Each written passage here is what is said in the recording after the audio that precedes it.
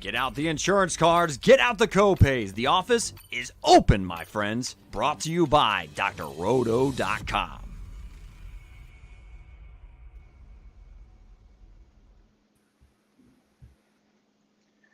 It is time once again for everybody to come aboard that Green Screens Media train. What is up? This is One and Done, your fast break for all things college basketball. And like I said on last night's show, it is definitely the most wonderful time of the year. My name is Jay Heinrich. I am the conductor of the aforementioned Green Screens Media train. You can follow me on them Twitter verses in Elon's hellhole at Dr. William Cannon. But my man riding shotgun with me tonight, you know him as the original, the OG Money Mike. You can follow him on Twitter at MC Holland34. He is Mike Holland. What it do, baby? Yo, two-man box. Our guy Eric. I don't know if he went back to the moon again to finish up that golf, the back nine there. But yeah, the two of us are just rolling through it, man. So I know we got a little bit of a hodgepodge of stuff, really focused on the the action that starts tomorrow with the playing games. But we're gonna give you a little bit of news, some core plays, maybe even a bet. So. Yeah, man. And also we got the giveaway going that'll, happen here at the end of the week. So, yeah, why don't you tell everybody about it? Absolutely, man. So, as you know, if you have paid attention over the last couple of shows, we've been giving away some things actually over the last couple of weeks, couple of signed jerseys. This week's giveaway, which will take place on Friday's show, is a Colin Sexton signed basketball. Yes, all you have to do is go to at Get Green Screens on Twitter, which of course is our Twitter page. Look at that pinned tweet. Follow those directions. It's pretty simple. All you've got to do is retweet that pinned tweet. Make sure you're subscribed to this YouTube channel. You're already here. Might as well smash them buttons, baby. Take care of it. I believe in you. I know you can do it. So do it. Yeah, shout out to our guy at Fantasy Nav, Eric Romoff, taking the night off. He'll be back later in the week, but it does not stop, Mike. The news and notes first of the day. Feels like he lost the Texas job not too long ago, man, but Chris Beard already has a home again, hired by Ole Miss, who, according to school sources, did their due diligence.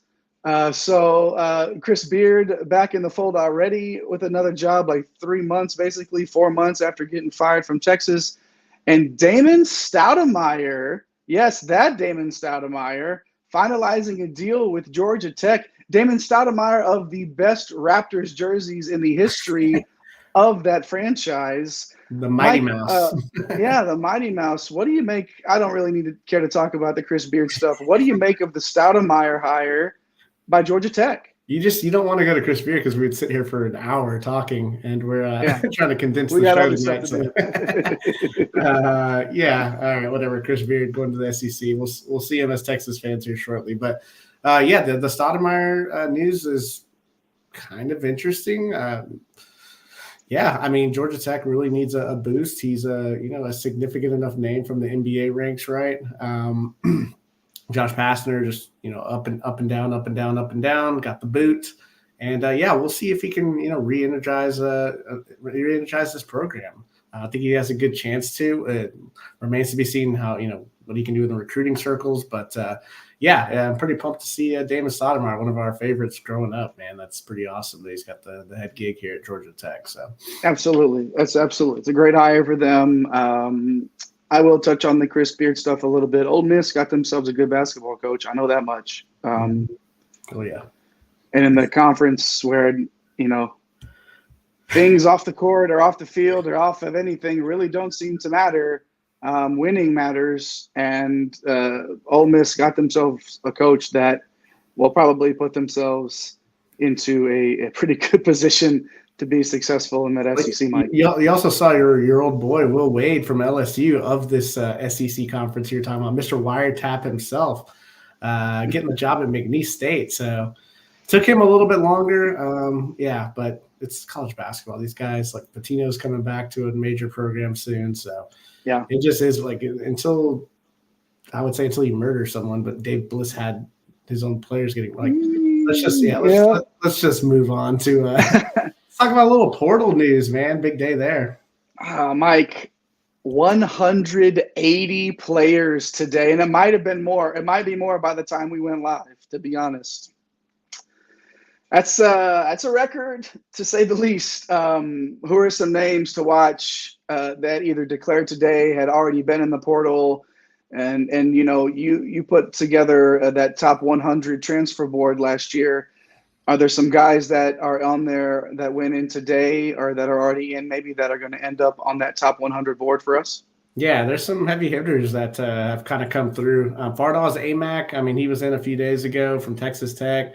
We saw what he could do when he was healthy. We saw what he could do at the mid-major ranks. It'll be interesting to see where he ends up. JJ Starling, the 5-star guard out of Notre Dame, headed elsewhere. So, Mike Bray leaving Notre Dame, obviously.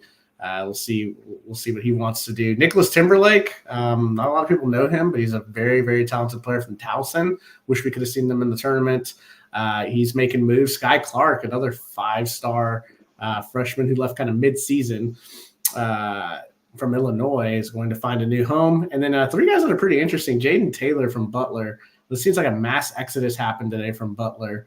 Dad Mata, I guess, cleaning house there and gonna start over. So. It'll be interesting to see where Taylor lands up. I think he's a pretty interesting player. Eddie Lampkin, your guy from TCU.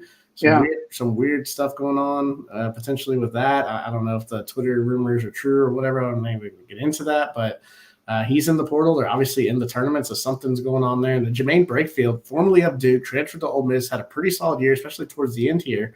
And, getting back into the portal here. So, we'll see. I mean, we'll see what Beard can do. There was a recruit, I forget his name today, that said he's going, after talking with Beard, that he's going to stay with Ole Miss. So Mari Abraham's also in the portal. So him and Brakefield, 2 of the better players for Ole Miss.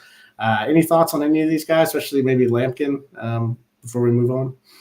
Chris Beard could sell sand to a camel, couldn't he? I mean, that's just he's just that good at people.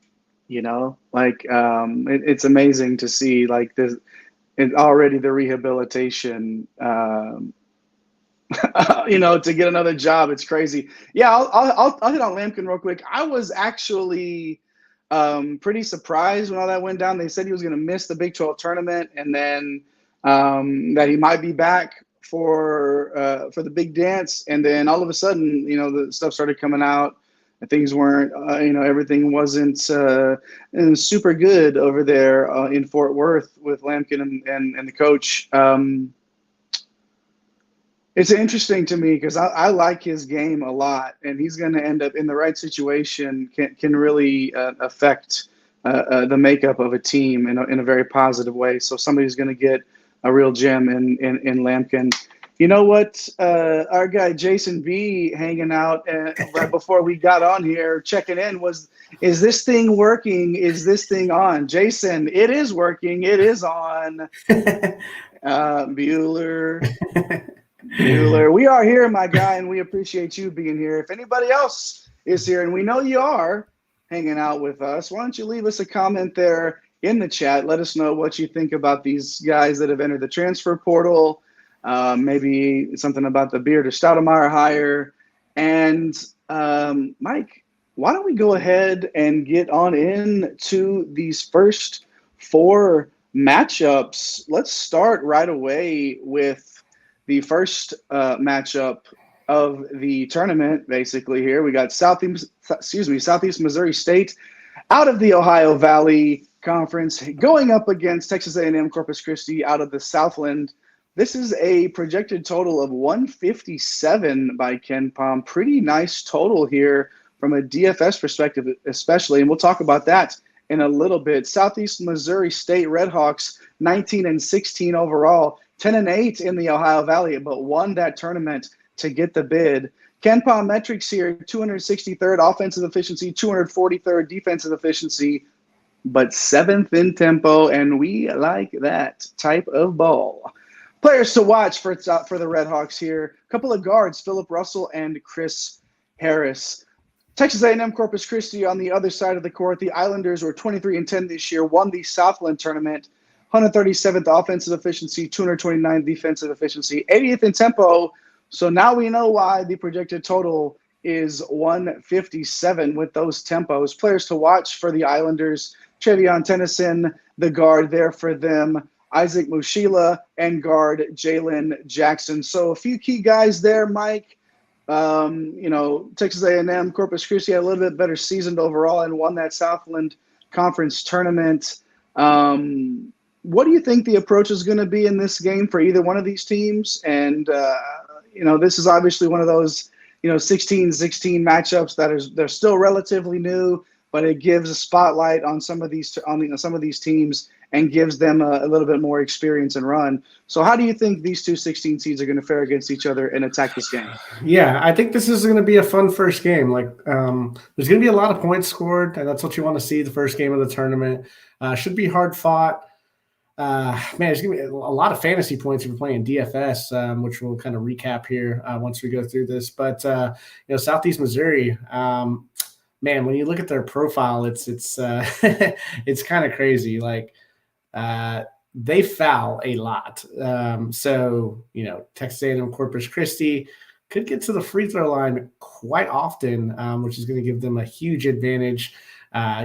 Southeast Missouri State, 355th in opponent free throw rate, while Texas A&M Corpus Christi is actually in the top 100 in free throw rate. So that right there in itself, getting to the line, getting you some easy points, right? In a game that's going to be up and down. Wouldn't be surprised if these guys are very tired at the end of this game. Almost 160 points implied. Also, another major advantage for Corpus Christi, you got a major three-ball advantage, right? I mean, like SEMO here, 262nd in opponent three-point percentage. An opponent three-point percentage, so giving up the three ball. Corpus Christi, 38th in three-point percentage. So just another thing. And anytime you have a three-ball advantage and a free throw advantage, Jay, might be a little bit tough to overcome. But Texas A&M Corpus Christi, they're pretty small inside. So, Southeast Missouri State can take advantage on the inside. We'll see. Yeah, you'd like to think so, but they're only 326th in average height in the country. So it's not, I don't know that they have the horses to take advantage of that. And Texas A&M Corpus Christi can shoot the lights out of the gym. There will be a lot of points scored in this one, with Corpus Christi probably coming out ahead here. But let's talk about, from a DFS perspective, obviously that's a big number, 157 points projected total. So if we're going to play this tomorrow on this main slate on DraftKings, which does include NIT games for those of you that'll be dipping into that a little bit, we're going to focus on these first four games, maybe hit a little bit of some of the other players in this slate later on. But for this game, Mike, from a DFS perspective, what are we looking at? Yeah, Russell and Harris, the guys that you mentioned for Southeast Missouri State, they're over 8K. Now I'm okay with probably playing one of them, right? If you're going to roll out some DK lineups here. I don't know that you want to pay almost 17 grand to get both of them in, even though the total's pretty high, unless you're going to super game stack this. They are the two guys that are going to have to carry the load. And then for Corpus Christi, look, Mushila, he's 6'5", he plays that 4 spot. He's 8K, he's had some massive games this year. You mentioned it, right? Both of these teams are pretty small, so it's going to be an up and down game, and three balls are going to be flying all over the place. I just prefer even stacking, or maybe just moving off of Mushila here to Tennyson, who's 6,000, or Jackson, who's 5,900. Murdoch's here, he's out. Tough way to go out to end the year, but I like that, giving a boost to Tennyson even more. And then Jackson getting some more shots here. So I like the pricing better on Corpus Christi side, especially since they profile a lot better. It gets the free throw line, the 3-point disparity, major advantage here. So getting 2 or, maybe even a 3 if you want to super stack it. But really a 2v1 or really a 2-0 on this Corpus Christi side is probably the way I would attack it. Yeah, that makes a lot of sense. Again, with the way that they shoot the ball, and SEMO is going to have a little bit of trouble defending that 3. We'll see, but there's going to be a lot of points scored here. Definitely, I like the Tennyson play a lot at 6K. let's move on now. Oh, before we move on, check in with us in the comments. Let us know what you think about that first matchup. You think Texas A&M Corpus Christi is going to take care of business, or is Southeast Missouri State going to squeak by? It's only a 5-point spread there, Mike, which you look at the statistics and you look at, the way that these teams played throughout the course of the season, and 5 is a closer number than I thought we would see there. But it should be a really, really fun one to watch. Like you said, first one of the tournament, you want to get that big number up, get everybody hyped up. I think Vegas is with you, Jay. I think Vegas is with you. I'm looking at the Vegas line. So KenPom has it as a 5-point spread. I think they like the advantage for Corpus Christi, right?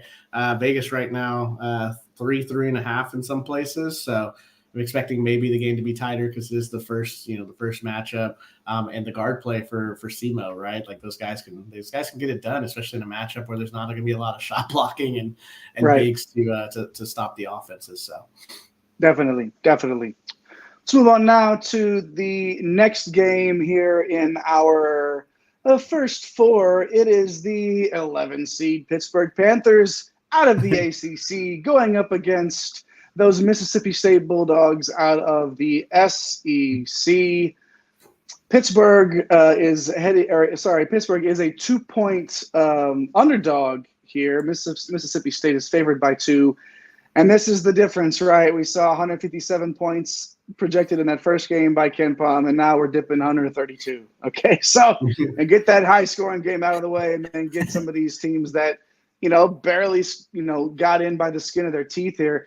Pittsburgh, 22-11 overall this year, 14-6 in the ACC. Got that at-large bid, obviously. 24th offensive efficiency, 142nd defensive, and 174th in tempo. Few players to watch here for Pitt. Jamarius Burton, the guard, forward Blake Hinson, and guard Nelly Cummings. Mississippi State Bulldogs are 21-12 this year, 8-10 in the SEC. 164th offensive efficiency, 6th defensive efficiency. Kind of get an idea why this might be a lower number. And also, the other big reason why is Mississippi State's tempo is 334th, which is just slower than that slug that crawled all the way down my house earlier in the day. So, Mike, this is obviously on paper and not as exciting in terms of what we might expect on the scoreboard. But these are two teams that are going to be eager to prove that they belong in this tournament. So what should we watch out of these Panthers and Bulldogs in this first 4 matchup? Oh, man. Well, Mississippi State's your classic, build a brick. They are 363rd in the country in 3-point percentage. Yikes. So to say that 3 ball is going to be critical in this game, maybe a little bit of an understatement, because Pitt, they've got some shooters, man. Burton, Cummings, even Henson. Greg Elliott's a sharpshooter. 79th in the country in 3-point percentage. But Mississippi State, known for their defense. You just mentioned it, 6th in defensive efficiency. They're 27th in opponent 3-point percentage. So, yeah, it's going to be whether or not Pitt can kind of take advantage the advantage that they have from 3, and if Mississippi State is going to be able to kind of punish them on the inside with Tolu Smith. We had some news that today that came out that said Fede Federico was going to be a game time call. He's got a little bit of a knee injury. Behind him, you have the Gorham Diaz kids, and I just don't know. They're going to have to put on some weight. They're true freshmen. They're more of finesse players. So Federico out, man. It feels like Tolu could have a big game, and whether or not Pitt can get easy baskets, a very tough defense. Pitt's 289th in getting their shot blocked, and Mississippi State's 68th in shot blocking. So, yeah, so the interesting contrast in styles is probably going to be, as you guys like to say, a rock fight. I don't know. What are your thoughts, Jay? You like Mississippi State in this one, man? I do, especially if Federico is definitely out. The Tolu Smith point that you just made, this is a legit big man. This is not some, paper thin. No, this is a big man that will give Federico or whoever. Yeah, we'll give whoever's guarding him, fits. So from that point, Mike, from a DFS perspective, is Smith somebody that you're already sort of considering, whether, whatever the injury news is or not? Because it seems like a pretty good spot for him. Yeah, it's a smash spot for him. Super smash if Federico's not in. I don't really know what Pitt's going to do to be able to stop him. Deshaun Davis, he's 5,100. He's got 5x upside. He's kind of annoying and volatile, but he could give you some leverage on the field. A lot of people are, not going to want to play this game, right? Because you have the NIT games, you got some other programs on here like Michigan, Toledo's super fast. Just other spots that you can probably go to, but there's some sneaky plays in here. Greg Elliott from Pitt, if you game log watching and be like, oh, he hasn't played very well, but it's like, look at the scores and also look where his minutes are when, the games are tight and close, right? At 4,400, it feels like, I think that might be close to his season low price point. Every three ball that he hits is almost, close to 1x. So I think Greg Elliott is an interesting play as someone that could play 35 minutes. It really depends, right? Because we got our boy Sabandi who can come in and be in office. So if he doesn't get off to a fast start, then you might see Sabandi come in and get a lot of runs. So, don't go crazy with this. This is probably a game where you might just one off one side. And if I had to pick, obviously I'd pick Tolu Smith, maybe sprinkle in some Greg Elliott every now and then. Man, did you see that? I froze on Federico. I had to hit the reset button real fast. I love that his name is Federico. Fetty Fedderson. Yeah, I mean, that's another one of those great names in college basketball for sure. But yeah, this is, again, the Tolu Smith spot is already looking pretty nice. Yeah. And then if Federico is out, it is even and nicer.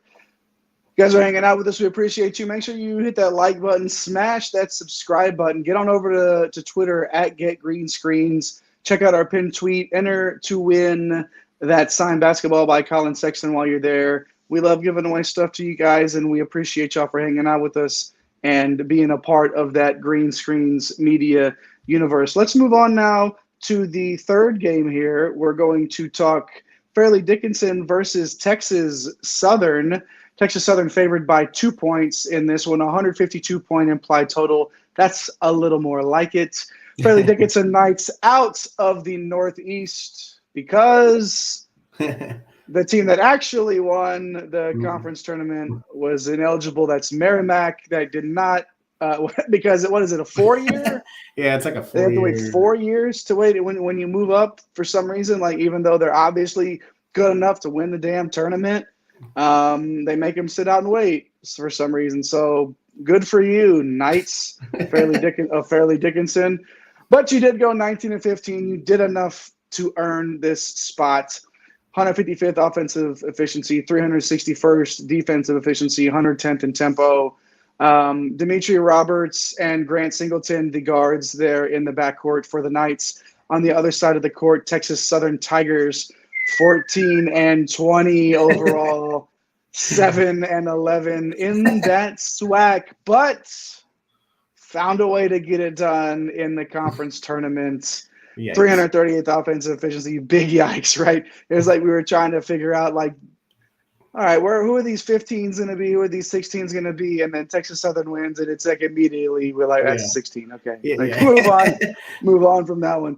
156 defensive efficiency, 72nd in tempo, which you like to see. So both of these teams do get up and down a little bit. Fairleigh Dickinson does not play hardly a lick of defense, but Texas Southern isn't that efficient offensively. So I guess we're betting on the tempo here.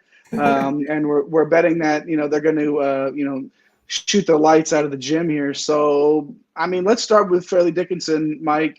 This is another team of a bunch of guys that look like me in terms of height, man. What is going on with this? But I won't dog on them anymore. They found a way to get in. Tell me a little bit about Fairleigh Dickinson and these Texas Southern teams. So I tried to be nice with Mississippi State. They were 363rd in the country in 3-point shooting. Well, that's dead last. And not going to be so nice here to Fairleigh Dickinson. 363rd, dead last in average height. Texas Southern, man, this is their third year in a row in the tournament. A great job by Coach Johnny Jones here. They've been a 16 each time. So this time's a little bit different. Only won 14 games. Kind of a yikes moment. I believe they beat Grambling to get in here. So yeah, this one's gonna be interesting. FDU being a bottom 3 defense in the country. And like you said, TSU, baby, as Drake would say, terrible offensively, but they have some experience. PJ Henry, you mentioned, he's a pretty solid low mid-major guard. John Walker, pretty solid big man. So, they can do some things here. It's funny, though, where they're going to have to take advantage, and it kind of helps that they're not a good three-point shooting team. Because they can go inside and take advantage of their average height. They're 157th in average height, and that's a huge difference when you're talking about half the teams in the country. You're at that halfway point, and they are Fairleigh Dickinson's at the bottom. So some matchup issues there coming with John Walker, with Barnes there for Texas Southern. Texas Southern, they play a lot of ISO ball, so there's gonna be a lot of dumping it down into the paint. They don't shoot threes off of the ISO.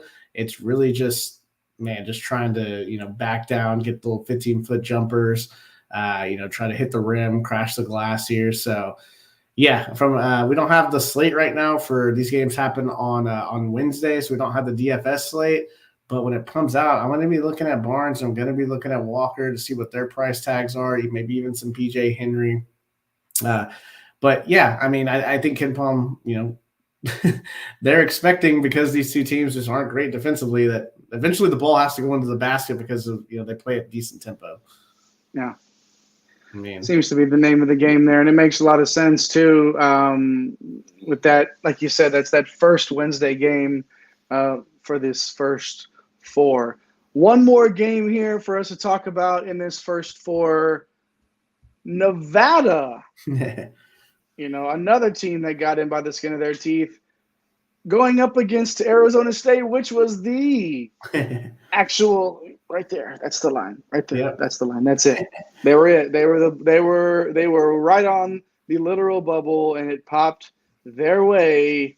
Nevada is a 2-point favorite here with only 136 projected points to be scored in this matchup. Nevada, out of the Mountain West here, went 12-6 in that really good conference this year. 61st offensive efficiency, 42nd defensive efficiency. You like those numbers, and then you look at 245th in tempo. Players to watch: Keenan Blackshear, Jared Lucas, and Will Baker. Will Baker, hey, Will the Thrill, Will the Thrill out there in Nevada. Arizona State out of the Pac-12, 22-10 over there, 11-9 in the conference, 133rd offensive efficiency, 28th defensive efficiency, 131st in tempo. So you sort of see why the total's a little bit lower. These are two good defensive teams. Frankie Collins and Desmond Cambridge and DJ Horn in that backcourt for Arizona State. A few players to watch there. These are a couple of teams that, like I said, Mike, just sort of found their way in, and here they are, and they're getting this first 4 matchup to close out those first 4 games. What are we to think about Nevada and Arizona State in this matchup? Like I said, the final one for this first 4. Yeah, well, for Nevada, it's more of a when luck shuts the door, climb through the window. 3 straight losses, and to teams that in the Mountain West, that was a strong conference that didn't make the tournament, though. Wyoming, UNLV, and then San Jose State. Not tourney teams, so their resume was strong enough to get them in, and the conference was strong enough overall as a whole. But the thing for me is this backcourt matchup is going to be dynamite. Blackshear and Lucas going up against Collins, Cambridge, Horn. Lucas coming over from Oregon State, familiar with Arizona State, especially DJ Horn. Cambridge and Collins came over through the transfer portal. But both teams really good defensively. I struggle with Arizona State. Like, how can you have this good of a backcourt and you can't shoot the ball? It's kind of interesting, right? 315th in 3-point percentage, 274th in 2-point percentage. Like, this team just cannot shoot. They can defend very, very well, but Nevada can defend as well too. But they have two guys in Lucas and Blackshear and a stretch guy like Will Baker that can make you pay from the 3-point line. Yeah, I don't know, Jay. I know you're a huge proponent of being able to hit your free throws and not turn the ball over. That's a place where Nevada is really good at. Arizona State's good at not turning it over, but man, what happens in a 2-point game and the free throw disparity here, like percentage wise, is kind of crazy, man. Like, you think that's the thing that could kind of do in Arizona State here? It could, but I'm not. This is a tough matchup for me to even call because neither one of these teams I don't feel like should be in this spot, and it's a tough one to look at because I think we're gonna close out this first four, and I hope I'm wrong. I hope this is a great game, but I feel like this is just gonna be, again, to go back to the rock fight analogy. I don't know, man. I'm not feeling good about it, and they may end up and score 160 points. Like it could end up being that sort of a thing. Yeah. But everything's gonna have to go right. Like it's tough with the lack of shooting here. So I see Jason jumping in the comments about he's not a Clemson fan, but they should have been in over ASU. So we talked about this on yesterday's show, right, Jay? What were the two things the committee was looking at? They were looking at your quad one, if you're close to that 50% line. And then the second thing was, it was if you were 500 or better in quad one victories, and your non-conference strength of schedule was an absolute garbaggio. Yeah. So there were teams that were penalized for that in seeding, Clemson in general, and getting left out of the tournament altogether. Obviously. It's a good point, Jason, to make, but it appears to me, at least, that was the emphasis that the committee put on their selections was out of conference strength of schedule, and that being at 500 or better in those quad one wins, or those quad one games, I should say. Clemson was, I think, 315th or something like that in non-conference strength of schedule. Nevada was, I think, 73rd in the 70s, and then Nevada 4 and 5, so right near that 500 mark in quad one. Clemson there too, but when you look at it, like, Nevada just checked both boxes, and Texas A&M was penalized for not playing anybody. That's why, big time. That's why the Aggie boards. Oh my God, Aggie Twitter today is just out of control about this. And I'm like, I mean, you guys didn't play anybody until conference. Like, you can't penalize teams for going out and scheduling tough non-conference games and taking some L's where instead of just taking a few more victory laps, right? So that's what the committee said. They basically gave the playbook, and like you said, Jay, about Oklahoma State, because we were like, what the hell? How is Oklahoma State not in? They had 18 quad one opportunities, and they only won 6, so they were 33%. It didn't matter how many opportunities they had. The committee didn't care if you only had 10 opportunities. They wanted to see 4 to 5 wins, that 45 to 50% clip. So yep. Yeah, and we talked a lot all year about how, man, every game in the Big 12 is quad one, and yeah, it seemed like that at times, and in actuality, it really was on most nights. But that just playing those games, like you said, Mike, didn't make a difference, especially, and we see that in Oklahoma State, and that seems that's where the emphasis was put. So, yeah, thanks for checking in there in the comments. We appreciate that. Let's move on now.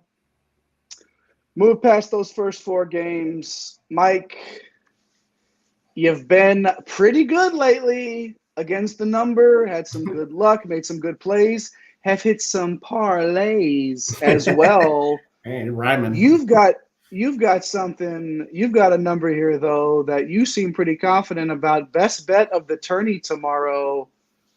What's that number looking like that you like, and whose side are you on? Yeah, I'm bullish on Mississippi State. -2.5 in Vegas right now. Over Pittsburgh. We talked about Tolu Smith, right? Like, I don't care if Federico plays. This is just it's kind of like what you mentioned, Jay. Like two teams kind of going the opposite ways. What on the show yesterday, Mississippi State was 9-4 to close out their season with 4, I think, quad one wins, including TCU, A&M, and some other teams that are in the tournament. And Pittsburgh is, to me, Pittsburgh kind of got in based on early season like hoopla, right? Like it's like, oh my god, like Pitt's in first or tied for first in the ACC, and they ended up, I think, finishing 5th, and then got destroyed by Duke by 20 or 30 in the first round of the conference tourney. They literally hung on. So when you talk about, Clemson, like for Pittsburgh, probably for me, but the committee obviously had their deal. So I get it. Mississippi State doesn't shoot well from 3. Like Pittsburgh does have some shooters. But Mississippi State is, man, they're tough defensively, and then Tolu Smith is so tough down low. And I like Deshaun Davis. I feel like he could be an X factor, man. Like kid has been, up and down, right? But he can explode and pop off and could be a difference maker here. I like that pick a lot. Tolu Smith is going to be in a lot of my lineups tomorrow, to say the least, and I really like that play a lot. Let's move on now to some DFS plays on that main slate over on DraftKings tomorrow, which, again, is a reminder, it does include NIT games on that main slate for DK. Mike, give me a few guys here real quick as we wind the show down. Sure. Maybe some guys that we should look at from a DFS perspective that are not in some of the games that we talked about. Yeah, it's Hunter Dickinson playing against a tiny Toledo front court. Now, he could have some struggles because, the Shoemate and Milner at the 4-5 on defense could pull him away from the basket. But inside, he should be able to destroy these guys. So, should be able to rack up assists, should just be able to get to the hoop when he wants. Like Toledo likes to play super fast, take a ton of shots. So, a lot of extra possessions here from Michigan. Pretty much love most of the Michigan guys. Buffkin, Jed Howard's in there as well. Dante Maddox on the other side for Toledo. He's only 6,100. He's a high usage player, and he has 5x upside. If Michigan decides to key in on Ray J. Dennis, then you can slide over to Maddox, and he's not afraid to let it fly. For Yale, Bez Imbing, he's 7,100 playing Vanderbilt. Just plays a pile of minutes. So I definitely like the price. Colin Smith, like it's tough to trust Vanderbilt. 3,700, like he got minutes. He's been sporadic this year. I missed him on the game where they decided to start him like middle of the season, and he kind of went off. So yeah, I'll have maybe a share or two of Smith. Wait till the starting lineup comes out, and see if we can't make that fit in there for some salary relief. Stephen Kroll, he's 6,300 going against Bradley. We saw what Darnell Brody did to Bradley in the conference championship game there in the NBC. So yeah, Stephen Kroll, like coming off a couple of games where it's like meh, but him and Tyler Wall should be able to do some work there against Bradley. For 6,300, I'm willing to take a shot on Stephen Kroll. Is there any guys that I know there's some injury concerns that are out there for tomorrow? Anybody that you're maybe trying to squeeze in if some of these guys are out? Yeah, I'm glad you approached it from that perspective, because I got a couple of plays that we're going to be watching some injury news all the way up to tip to see if a couple of these guys can be some value play on one side, and then just knowing that he's going to get that usage on the other side. I'm going to start with Julian Hammond, guard out of Colorado, at 5K right now. If KJ Simpson's out for the Buffaloes and he has mono, which is even if he has mono, even if he's back, like that is a draining. That mono drains you, man. Like that is a tough thing to just bounce back from. If KJ Simpson plays, I'm not as much on Hammond, but if Simpson's out or he's iffy or whatever it is, Hammond's somebody that I'm going to target quite a bit at that 5K price tag. And then Femi Odukale for Seton Hall at 8K, same game on the other side of the court there against Colorado. If Kaderi Richmond is out, that is, Odukale is a play that I feel like can definitely, pay off that 8K price tag. So, I mean, from one way or the other, I'm watching the injury news in that Colorado Seton Hall matchup. Pay attention to that stuff. You could get a sneaky play in. Some guys that might not be owned as much or rostered as much, I should say, ahead of that you could squeeze in to maybe be a little bit different, especially on the Odukale front.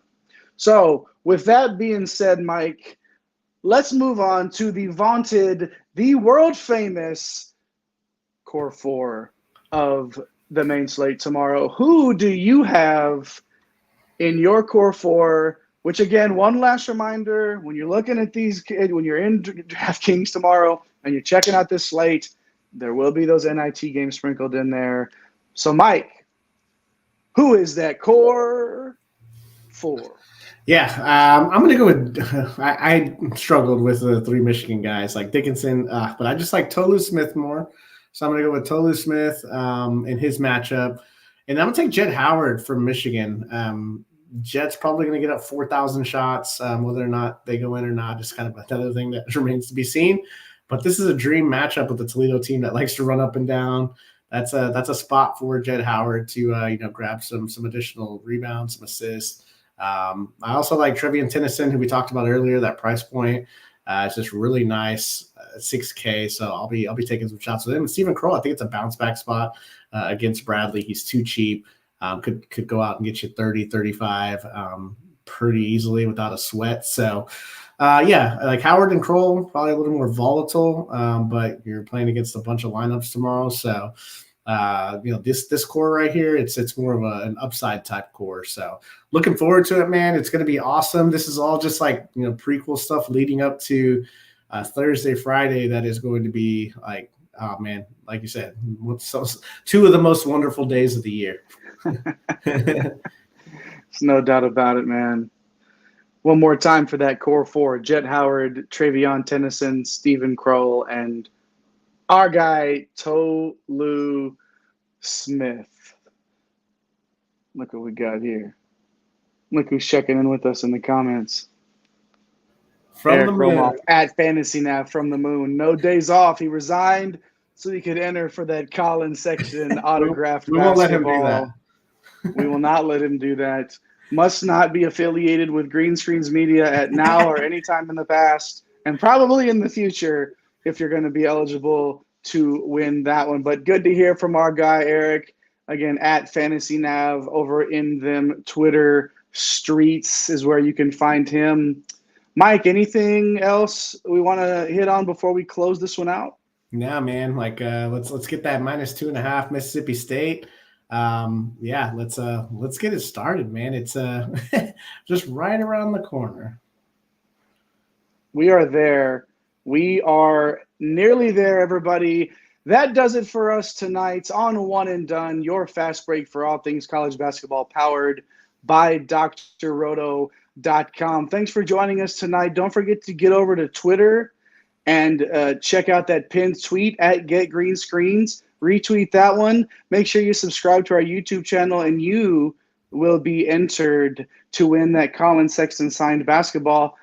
And guys, we're going again tomorrow night, baby. It's our bracket show. We're going to be breaking down region by region, talking all these games. We're doing it big with that bracket, and there's only one way to do it when you're with Green Screens Media, and that's so you can get this bread.